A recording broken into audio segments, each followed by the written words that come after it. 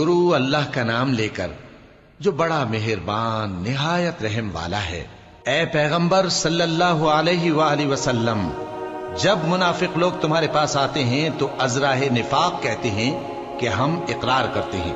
کہ آپ بے شک اللہ کے پیغمبر ہیں، اور اللہ جانتا ہے کہ در حقیقت تم اس کے پیغمبر ہو، اور اللہ ظاہر کیے دیتا ہے کہ منافق یقیناً جھوٹے ہیں۔ انہوں نے اپنی قسموں کو ڈھال بنا رکھا ہے اور ان کے ذریعے سے لوگوں کو اللہ کی راہ سے روک رہے ہیں۔ کچھ شک نہیں کہ جو کام یہ کرتے ہیں برے ہیں، یہ اس لیے کہ یہ پہلے تو ایمان لائے پھر کافر ہو گئے، تو ان کے دلوں پر مہر لگا دی گئی،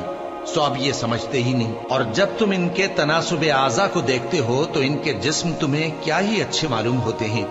اور جب یہ گفتگو کرتے ہیں تو تم ان کی تقریر کو توجہ سے سنتے ہو،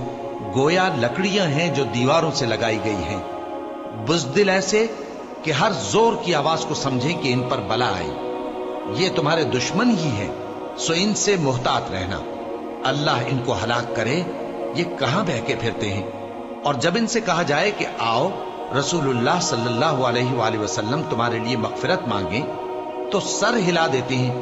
اور تم ان کو دیکھو کہ تکبر کرتے ہوئے رکے ہی رہتے ہیں۔ تم ان کے لیے مغفرت مانگو یا نہ مانگو، ان کے آگے برابر ہے، اللہ ان کو ہرگز نہ بخشے گا،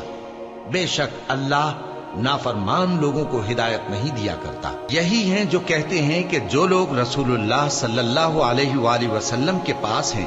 ان پر کچھ خرچ نہ کرو یہاں تک کہ وہ خود بخود بھاگ جائیں، حالانکہ آسمانوں اور زمین کے خزانے اللہ ہی کے ہیں، لیکن منافق نہیں سمجھتے۔ کہتے ہیں کہ اگر ہم لوٹ کر مدینے پہنچے تو عزت والے ذلیل لوگوں کو وہاں سے نکال باہر کریں گے، حالانکہ عزت اللہ کی ہے اور اس کے رسول صلی اللہ علیہ وآلہ وسلم کی اور مومنوں کی، لیکن منافق نہیں جانتے۔ مومنوں، تمہارا مال اور اولاد تم کو اللہ کی یاد سے غافل نہ کر دے، اور جو ایسا کرے گا تو وہ لوگ خسارہ پانے والے ہیں۔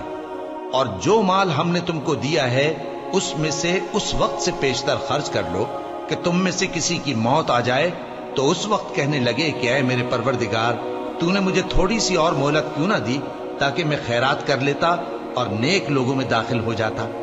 اور جب کسی کی موت آ جاتی ہے تو اللہ اس کو ہرگز مہلت نہیں دیتا، اور جو کچھ تم کرتے ہو اللہ اس سے خبردار ہے۔